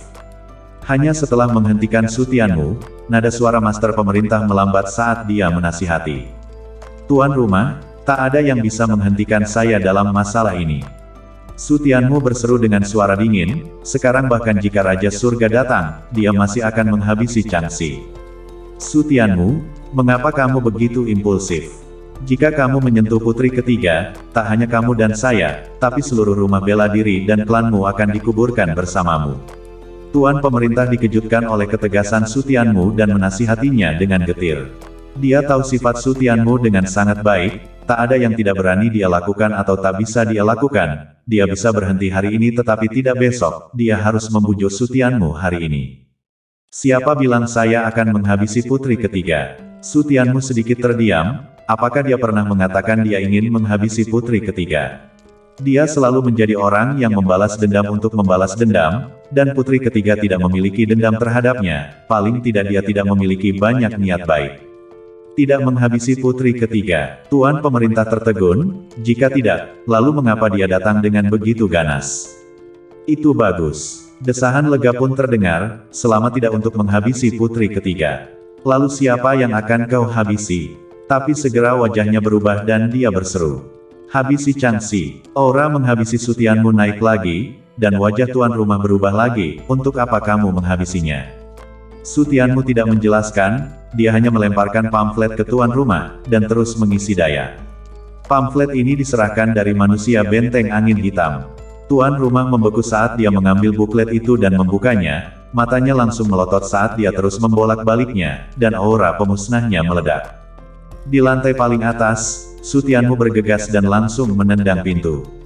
Pintu ditendang berkeping-keping, dan orang-orang di dalam ruangan menoleh karena terkejut mendengar suara itu, dan wajah mereka berubah serempak ketika mereka melihat itu adalah Su Tianmu. Su Tianmu. Ketika putri ketiga melihat Su Tianmu menendang pintu, wajahnya langsung tenggelam, dan para penjaga di sampingnya bahkan meledak dengan tatapan pemusnah sedingin es. Menendang pintu adalah penghinaan besar bagi sang putri. Su Tianmu, kenapa dia ada di sini? Dan Changxi, yang berdiri di seberang putri ketiga, melihat wajah Su Tianmu memutih, melihat tatapan mematikan Su Tianmu, saya khawatir dia telah menemukan kebenaran. Su Tianmu, beraninya kamu berani menerobos masuk ke kamar sang putri, kamu tidak ingin hidup. Pelayan putri ketiga melompat keluar dan menghunus pedang mereka pada Su Tianmu satu demi satu. Changxi, Su Tianmu mengabaikan mereka, yang ada di matanya hanyalah Changxi, dan setelah melihatnya, dia baru saja membuka busur dan anak panahnya. Ketika penjaga putri ketiga melihat Su Tianmu menarik busurnya dan memetiknya tanpa ragu-ragu, wajah mereka tiba-tiba berubah. Mereka semua berada di alam dewa surgawi sebagai penjaga, tetapi panah Su Tianmu mampu menghabisi alam dewa surgawi. Su Tianmu, apa yang ingin kamu lakukan? Apakah kamu akan memberontak? Beberapa penjaga meraung dengan tegas, bersiap untuk menyerang pada saat yang sama. Panah Su Tianmu sangat kuat, tetapi mereka tak bisa membantu begitu banyak dari mereka. Saya hanya akan menghabisi Changxi, jika kamu tidak ingin mati, pergilah. Su Tianmu berbicara dengan dingin, kekuatan es dan api melonjak bersama. Melihat kekuatan es dan api melonjak dari panah bulu, para penjaga itu segera mundur ketakutan, mereka telah melihat kekuatan roket es dengan mata kepala sendiri, panah-panah mampu melumpuhkan alam dewa surgawi tanpa menghabisi mereka, bahkan panah bulu pun harus terluka parah. Gila, beberapa penjaga mengutuk dalam hati mereka, ini adalah orang gila, melakukan ini sambil menghabisi Grandmaster dan sekarang menggunakan kekuatan yang begitu kuat pada mereka juga, apalagi ini kalau bukan kegilaan. Di bawah panah berbulu yang sangat kuat dan menakutkan, beberapa penjaga harus menghindari tepi untuk sementara waktu. Mereka semua berdiri menjauh dan menoleh untuk melihat Changxi, dengan rasa kasihan di mata mereka, yang tidak cukup baik untuk dikacaukan, tetapi harus mengacaukan Su Tianmu. Ketika Changxi melihat para penjaga mundur dan melihat roket es di haluan Su Tianmu, wajahnya langsung berubah pucat seperti kertas, dan ketakutan yang tak berujung muncul di matanya. Tingkat kultivasinya hanya berada di puncak alam rumah kehidupan, bahkan jika dia bisa memblokir anak panah, dia masih akan kehilangan setengah nyawanya. Putri ketiga, memalingkan kepalanya untuk melihat putri ketiga untuk meminta bantuan, hanya putri ketiga yang bisa menyelamatkannya sekarang. Wus, tanpa menunggu putri ketiga mengatakan apapun, anak panah tajam itu telah meninggalkan senar. Suara angin yang menusuk telinga membuat Changxi merasa bahwa dia telah menginjakkan satu kaki di pintu hantu. Ledakan yang memekakkan telinga terdengar, dan kekuatan dahsyat menyapu ke sekelilingnya. Lindungi sang putri. Para pengawal putri ketiga buru-buru bergegas untuk melindunginya sampai mati. menggunakan energi astral dan tubuh mereka untuk menahan kekuatan ledakan. Terdengar ledakan keras, ruangan lantai atas benar-benar hancur berantakan, dan di tengah-tengah asap yang mengepul, Changxi tersapu dan jatuh dengan keras di depan kubah harmoni. Di bawah dom, semakin banyak siswa berkumpul, semuanya melihat ke bawah ke bagian atas dom. Berita bahwa Su Tianmu mengamuk untuk menghabisi kubah gedung harmoni dengan cepat menyebar, dan banyak orang dengan cepat bergegas ke sini untuk melihat apa yang sedang dilakukan Su Tianmu, untuk melihat apa sebenarnya yang membuat Su Tianmu begitu gila. Saat mereka masih melihat-lihat, tiba-tiba terdengar suara ledakan keras dari lantai atas gedung Dom Hopper, yang membuat mereka terkejut secara langsung. Dengan memusatkan pandangan, mereka hanya melihat bahwa penthouse itu langsung meledak. Di tengah kepulan asap tebal, seorang pria terbang ke belakang keluar dari penthouse. Pria yang terbang keluar itu jatuh dengan keras ke tanah, dan membentuk kawah besar. Kerumunan bergetar ketakutan sekali lagi, dan ketika mereka melihat ke bawah, mereka melihat bahwa Changxi sudah hangus hitam di kawah, mengeluarkan darah dari mulut dan hidungnya, dan secara langsung kehilangan salah satu tangannya karena ledakan. Kepala sekolah melihat bahwa itu adalah Changxi, kerumunan orang tercengang. Bagaimana mungkin kepala sekolah dipukuli seperti ini? Mungkinkah Su Tianmu yang melakukannya? Dendam macam apa yang dimiliki Su Tianmu dengan kepala sekolah? Ini bertekad untuk menghabisinya. Apakah mereka punya masalah sebelumnya? Bukankah masih baik-baik saja saat mereka melawan para bandit? Kerumunan tak bisa mengetahuinya, tetapi tiba-tiba beberapa orang sepertinya merasakan sesuatu dan mendongak, hanya untuk melihat Su Tianmu berdiri di tepi penthouse yang diledakkan, membuka busur dan anak panahnya ke arah Changxi lagi. Menyingkir dari jalan, lari. Semua orang telah melihat betapa menakutkannya panah Su Tianmu. Semua orang telah melihatnya sebelumnya. Satu pedang akan menghabisi semua orang dalam radius 50 meter. Wus, kerumunan siswa baru saja mundur ketika anak panah tajam itu terbang ke bawah. Su Tianmu, beraninya kau. Wus, raungan dingin putri ketiga tiba-tiba terdengar, diikuti oleh suara angin yang berhembus, hanya untuk melihat pedang pendek melesat ke bawah, menghentikan panah tajam di tengah jalan. Sebuah ledakan keras terdengar di udara, dan para kadet di bawah menelan ludah saat melihatnya. Jika anak panah ini benar-benar mengenai, Changxi pasti sudah benar-benar mati. Mereka belum sepenuhnya kabur ke tempat yang aman, dan mereka juga tak akan menderita dengan baik. Di lantai paling atas, Su Tianmu menoleh untuk melihat putri ketiga yang berwajah dingin. Cahaya tegas melintas di matanya, dia meletakkan busurnya di punggungnya, menghunus pedang suan merahnya dan turun untuk menghabisi. Hari ini, Changxi akan mati, dan tak ada yang bisa menghentikannya. Hentikan dia. Putri ketiga meraung dengan wajah besi, dan para penjaga bergegas turun, bergegas ke sisi Changxi di depan Su Tianmu, menariknya dan memberinya obat mujarab, dan baru pada saat itulah Changxi terbangun dari koma. Desir, Su Tianmu mendarat dan melihat penjaga putri ketiga melindungi Changxi, lalu melihat putri ketiga melompat turun dan mendarat di sisi yang berlawanan dengan tatapan dingin. Putri ketiga, kau akan melindunginya. Su Tianmu, Changxi telah bersumpah setia pada istana ini. Kamu berani menyentuh salah satu istanaku, tahukah kamu apa konsekuensinya? Putri ketiga meraung dengan dingin sambil menahan amarahnya, bahkan jika itu adalah rumah kehidupan kembar, bahkan iblis pun tak bisa bertindak begitu sembrono di depannya. Kepala pemerintahan telah memberitahunya bahwa Su Tianmu adalah rumah kehidupan ganda dengan kecepatan kultivasi yang sangat menakutkan ketika dia diminta untuk setuju untuk menunda pertemuan pujian, yang membuatnya setuju untuk menunda pertemuan pujian dan juga membuatnya semakin bertekad untuk merekrut Su Tianmu. Rumah kehidupan ganda sangat langka bahkan di ibu kota kerajaan. Tetapi jika dia ingin merekrut Su Tianmu lagi, apa yang dilakukan Su Tianmu terlalu berlebihan, secara terang-terangan menyinggung keagungannya dan membantai rakyatnya sesuka hati, di mana dia akan meletakkan wajahnya. Su Tianmu mendengar tawa dingin dan menoleh untuk melihat Changxi yang terengah-engah. Dan sangat tua dan bijaksana. Dia agak mengerti mengapa Changxi memberinya gua sejak awal, ternyata dia tahu bahwa dia akan menemukan kebenaran dan bersekongkol untuk menyelamatkan hidupnya pada saat itu. Menyerah pada putri ketiga memang merupakan langkah yang brilian. Putri ketiga, Changxi berkolusi dengan para bandit, berkomplot demi uang dan menghabisi banyak orang yang tidak bersalah, dan bahkan menghabisiku 2 kali, hari ini saya akan menghabisinya. Su Tianmu mengarahkan pedangnya ke Changxi dan meraung dengan dingin. Putri ketiga, jangan percaya ucapannya, dia memfitnah.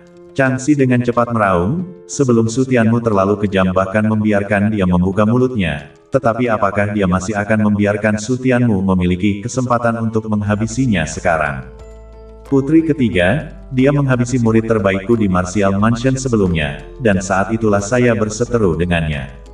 Mendengar ucapan Changxi, banyak siswa yang tercengang. Beberapa bulan telah berlalu sejak Su Tianmu menghabisi Wan Hongpeng dan sangat sedikit orang di tempat berkumpulnya para siswa lama yang mengetahuinya. Setelah pengepungan bandit besar, dia menganggap dirinya mengambil kredit untuk itu, dan setelah dia kembali dia sangat tidak peduli sehingga dia langsung merampok gua saya untuk berkultivasi di air terjun Yuan yang jatuh. Saya sangat marah sehingga saya memarahinya beberapa kali. Saya tidak menyangka dia ingin menghabisi saya. Setelah mengatakan ini, Changxi masih merasa itu tidak cukup dan terus meraung dengan marah kepada Su Tianmu. Su Tianmu, kamu adalah menteri yang berjasa dari rumah bela diri. Tidak peduli apa yang telah kamu lakukan, saya tidak memenuhi syarat untuk membawamu ke tugas. Jika kamu takut akan balas dendamku, saya dapat menjamin bahwa saya tak akan pernah melakukannya. Tetapi kamu ingin memotong rumput dan menghilangkan akarnya terlalu berlebihan. Wajah kerumunan berubah. Mereka menoleh untuk melihat Su Tianmu. Mereka tidak menyangka Su Tianmu berpikiran sempit, sama sekali bertentangan dengan citra hebatnya sebelumnya. Apakah Su Tianmu benar-benar orang seperti itu? Tetapi keraguan muncul di hati mereka. Berdasarkan ucapan sepihak Changxi saja mereka masih merasa sulit untuk percaya bahwa Su Tianmu adalah orang yang kejam seperti itu. Changxi, jangan menyemburkan darah. Kong Qing dan yang lainnya tak bisa menahan diri dan bergegas keluar untuk menunjuk Changxi dan memarahinya. Ma Yongfan semua menjelaskan bahwa kamulah yang bersekongkol dengan tikus dan memberitahu mereka bahwa Su Tianmu ada di benteng angin hitam, dan karena kamu Su Tianmu hampir mati di benteng angin hitam. Di mana Ma Yongfan? Changxi berbicara dengan tertiba, bawa dia ke sini, saya akan menghadapinya secara langsung.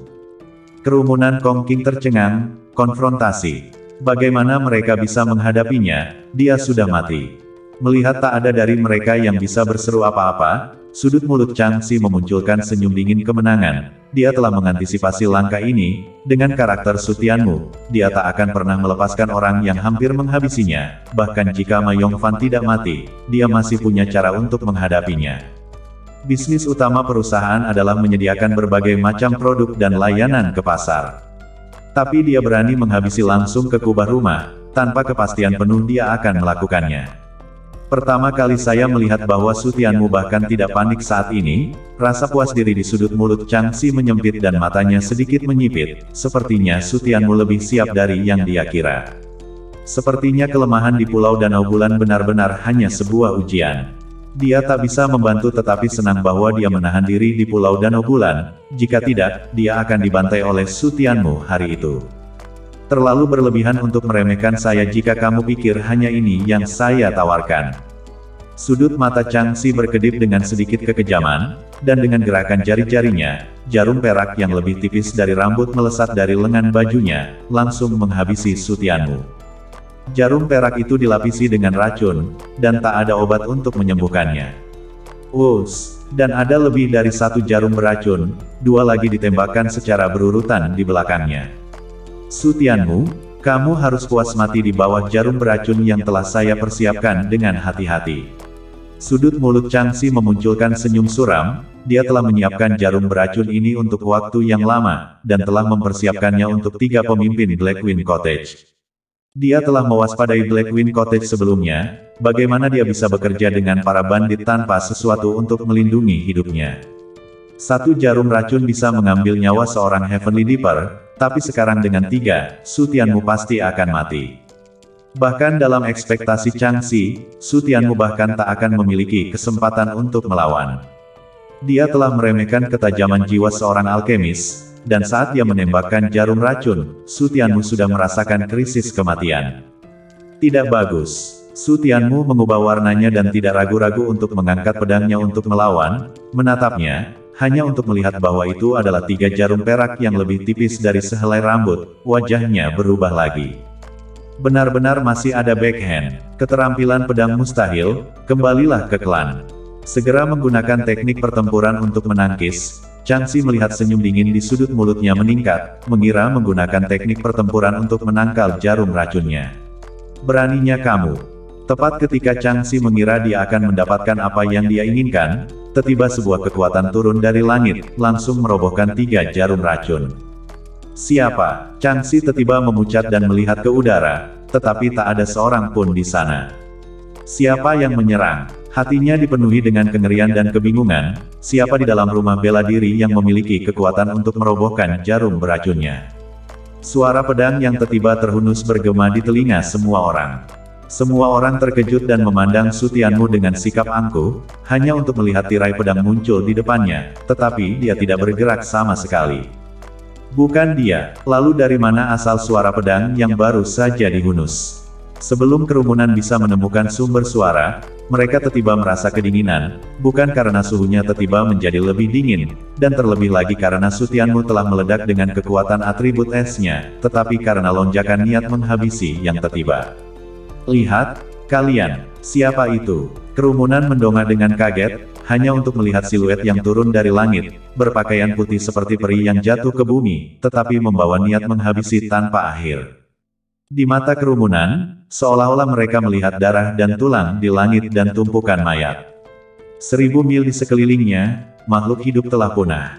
Itu dia, kepala pemerintahan baru saja bergegas keluar dengan pamfletnya ketika dia melihat siluet di udara, dan pupil matanya mengecil, dan kerumunan wakil kepala pemerintahan yang bergegas keluar mengejarnya menjadi lebih ngeri. Dia keluar dari gerbang. Apakah ini pedang Dao tanpa emosi? Melihat wanita berbaju putih itu, kelompok pejabat senior tuan rumah memiliki kengerian yang muncul di mata mereka. Pedang Dao tanpa emosi, akhirnya muncul di langit. Tidak perlu mencintai debu merah, tidak perlu mencintai debu merah. Darah iblis tak berdarah akan menjadi darah dunia. Saat wanita berbaju putih mendarat, kerumunan orang bahkan bisa mencium aroma darah yang kuat memenuhi bagian depan hidung mereka. Kerumunan orang melihat ke arah wanita berbaju putih, melihat wajahnya yang seperti peri surgawi tetapi kengerian muncul di mata mereka, betapa menakutkan aura pemusnah yang harus mencapai tingkat yang begitu menakutkan.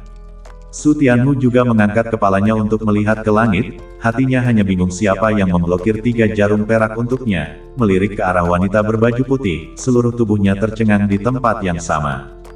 Junro, wajah cantik yang tidak asing lagi itu membuat mata Su Tianmu memerah, kekasih yang dia tunggu siang dan malam, tunangan yang paling dia hutang dalam hidup ini, telah menunggu hampir setengah tahun, dan sekarang akhirnya muncul di depannya. Bahkan jika Su Tianmu kuat, dia tak bisa menahan semua emosi yang membanjirinya. Dia adalah Huang Junru. Putri ketiga mendongak dan melihat Huang Junru pucat, tujuan lain dia tinggal di Martial Mansion adalah Huang Junru. Saya mendengar bahwa Huang Junru telah mengembangkan pedang Dao yang sangat kuat, dan ketika saya melihatnya hari ini, kekuatan pedang Dao-nya benar-benar menakutkan. Siapapun yang berani menyakiti saudarakumu, akan mati. Wajah Huang Junro tertutup embun beku saat dia turun untuk menghabisi Changxi. Wajah Changxi dan beberapa penjaga berubah tiba-tiba, beberapa penjaga itu berbalik dan pergi tanpa ragu-ragu, mereka bahkan lebih takut daripada saat mereka menghadapi roket es Su Tianmu. Mereka sangat memahami bahwa jika mereka tidak bersembunyi, mereka pasti akan mati. Changxi juga ingin lari, tetapi seolah-olah dia dipenjara saat ini, dan dia tak bisa bergerak 1 inci pun bahkan dengan seluruh kekuatannya. Dia hanya bisa melihat Huang Junru, yang semakin dekat dan lebih dekat, dan wajahnya memutih lagi dan lagi. Dalam sekejap, tuan rumah langsung sadar dan buru-buru meraung kepada para siswa yang mengelilinginya, lari. Kemarahan iblis yang meneteskan darah kejam, membantai semua makhluk negatif di dunia. Ketika pedang Dao yang kejam keluar, setiap tetes darah yang kejam akan membuat iblis yang kejam pun mundur, dan pedang itu tak akan pernah disarungkan sampai dia telah membantai 1000 mil makhluk hidup. Jika tidak, semua siswa ini akan dikubur bersama mereka. Lindungi putri ketiga, sang suhu kemudian mendesis, dan tanpa ragu-ragu, dia bergegas menuju putri ketiga. Fakta bahwa Huang Junru berlatih pedang kejam Dao dan benar-benar mencintai Su Tianmu adalah sesuatu yang tidak dia duga, tetapi putri ketiga dapat dengan mudah menjadi target Huang Junru, dan bahkan mungkin putri ketiga akan dibelah bersama. Kerumunan wakil tuan rumah kembali sadar setelah beberapa saat, lalu mereka semua melompat ketakutan dan buru-buru mengikuti tuan rumah untuk melindungi putri ketiga. Mereka semua bisa mati, tapi putri ketiga tak bisa mati. Tidak lama setelah tubuh mereka bergerak, Huang Junro menebas ke bawah, langsung membelah Changxi di tengah dengan pedangnya, mengubahnya menjadi dua bagian dan jatuh ke tanah. Saat kerumunan orang menyaksikan, mata mereka dipenuhi dengan kengerian dan mereka tak bisa menahan diri untuk tidak merasa kedinginan. Penguasa pemerintah dan yang lainnya bahkan lebih terkejut saat melihatnya, dan bergegas menuju putri ketiga dengan kecepatan tinggi. Setelah menghabisi Changxi, pakaian putih Huang Junro tidak berlumuran setetes darah pun, dan matanya yang dingin menyapu, langsung mengunci para penjaga putri ketiga. Dia melihat dengan matanya sendiri bahwa para penjaga itu akan bergerak ke arah kakaknya, Mu. Tanpa ragu sedikit pun, dia mengayunkan pedangnya langsung ke arah para penjaga itu dan menghabisi mereka. Ketika para penjaga itu melihat Huang Junro menghabisi mereka, mereka sangat ketakutan sehingga mereka hampir kencing sendiri dan berbalik dan berlari. Sudah berakhir, sudah berakhir. Kepala pemerintahan melihat pemadaman di depan matanya, dia tahu saat itu bahwa Huang Junro pasti akan menjadikan putri ketiga sebagai targetnya, dan sekarang tak ada yang bisa dilakukan siapapun untuk menghentikannya. Junro, sebuah raungan terdengar, dan Huang Junro tersentak terhenti seperti disambar petir. Tuan pemerintah merasa lega melihat Huang Junro berhenti, menyeka segenggam keringat dingin sebelum melihat ke arah Sutianmu. Hampir lupa bahwa masih ada Sutianmu di sini. Saya khawatir Sutianmu adalah satu-satunya di seluruh rumah persilatan yang bisa melakukan apapun terhadap Huang Junro. Junro, tatapan Sutianmu, hatinya, setiap niatnya, semuanya tertuju pada Huang Junro, mendesis dan berbicara, gemetar saat dia berjalan menuju Huang Junro. Agar Huang Junro selamat dan sehat adalah harapan terbesarnya, dan sekarang keinginannya telah menjadi kenyataan. Huang Junro berbalik pada saat yang sama dan melihat kedinginan di wajah Sutianmu perlahan-lahan menghilang, matanya berangsur-angsur membasahi dan tetesan air mata menyelinap turun dari sudut matanya. Saudaramu, melihat Huang Junro menangis, Sutianmu tak bisa lagi menahan diri dan bergegas memeluk Huang Junro. Huang Junro juga menurunkan semuanya, bahkan pedangnya langsung dibuang, dan bergegas menuju Sutianmu. Junro, akhirnya saya menemukanmu, akhirnya saya menemukanmu. Sutianmu memeluk Huang Junro dengan erat, seolah-olah Huang Junro akan menghilang di saat berikutnya. Meskipun dia telah memperoleh warisan Raja Abadi, meskipun dia telah mengembangkan teknik abadi tertinggi, meskipun dia telah melahap jiwa ilahi penghuni surgawi, meskipun dia telah menghabisi musuh yang tak terhitung jumlahnya dan memiliki hati yang kuat untuk musuh-musuhnya, dia hanyalah seorang pria yang tergila-gila dalam cinta. Saudaramu, Huang Junro juga memeluk Sutianmu dengan erat, dia menunggu hari ini untuk waktu yang sangat lama, dalam ingatannya, sepertinya 100 tahun dan 1000 tahun telah berlalu, dan penyiksaan yang dia alami selama ini, tetapi sekarang Sutianmu masih hidup di depannya, semuanya sepadan. Kerumunan orang di sekitar memandang dua orang yang sangat mencintai satu sama lain sehingga mereka terharu dan bahkan menunjukkan rasa iri, cinta sejati selalu membuat iri. Li Kuanxing berdiri di tengah kerumunan dan memperhatikan, raut mukanya sangat rumit, dan baru setelah sekian lama wajahnya tersenyum. Dia tiba-tiba menyadari bahwa apa yang telah dia lakukan sebelumnya tidak lebih dari sekadar intimidasi. Dia hampir saja memutuskan pasangan yang sedang jatuh cinta, tetapi sekarang hasilnya membuatnya bahagia lagi, dia telah melakukan hal yang benar pada akhirnya. Putri ketiga melihat tetapi alisnya naik secara bertahap, menatap mayat Changxi di tanah, wajahnya dengan cepat berubah menjadi jelek, tidak peduli apa, Changxi sudah mati, dan dihabisi di depannya, ini memprovokasi keagungannya, tidak menempatkannya di matanya. Putri ketiga, Changxi pantas mati karena kejahatannya, maafkan saya. Melihat perubahan raut muka putri ketiga, kepala pemerintahan buru-buru mengepalkan tinjunya dan berseru. Putri ketiga menoleh untuk melihat tuan rumah, wajahnya tidak banyak berubah menjadi lebih baik, berdasarkan sisi cerita yang satu ini. Putri ketiga, selama bertahun-tahun Changxi telah berkolusi dengan bandit benteng angin hitam dan melakukan banyak perbuatan jahat, menyiksa banyak orang tak berdosa dan murid-murid rumah bela diri, kejahatan itu tak bisa dimaafkan. Dia bahkan mencoba mencelakai nyawa Sutianmu 2 kali, Sutianmu pantas untuk menghabisinya. Ucapan ini secara langsung memicu keributan di antara para taruna. Kepala sekolah benar-benar berkolusi dengan Blackwing Cottage. Berapa banyak orang tak berdosa yang telah dihabisi oleh benteng angin hitam selama bertahun-tahun? Berapa banyak siswa yang telah terbantai, dan dia bahkan berkolusi dengan para bandit kurang ajar? Dia benar-benar tidak pantas mati. Dia mengandalkan rumah bela diri untuk menjadi kuat, tapi sekarang dia makan dari kantongnya sendiri dan bekerja untuk harimau. Bagaimana binatang seperti itu bisa dibiarkan hidup? Putri ketiga akhirnya mengubah wajahnya, kilatan dingin di matanya. Jika Changxi benar-benar orang seperti itu akan menjadi aib bagi wajahnya. Tuan rumah, apakah kamu punya bukti untuk mengatakannya? Putri ketiga bertanya secara retoris. Dia tak akan menamparkan wajahnya sendiri hanya karena pernyataan sepihak ini. Putri ketiga, pamflet ini diambil dari benteng angin hitam. Saya telah menguatkan semua kejadian, buktinya sangat kuat. Tuan pemerintah mengeluarkan buklet itu dan menyerahkannya kepada putri ketiga. Putri ketiga mengambil buklet itu dan membacanya, wajahnya sudah suram seperti air, dia benar-benar telah menerima hal yang mengerikan. Changxi telah melakukan kejahatan besar, kematiannya tidak cukup, seret mayatnya ke bawah dan berikan pada anjing-anjing. Putri ketiga meraung dengan dingin dan segera salah satu penjaga naik dan menyeret mayatnya ke bawah dan mengumpankannya ke anjing-anjing. Bersambung.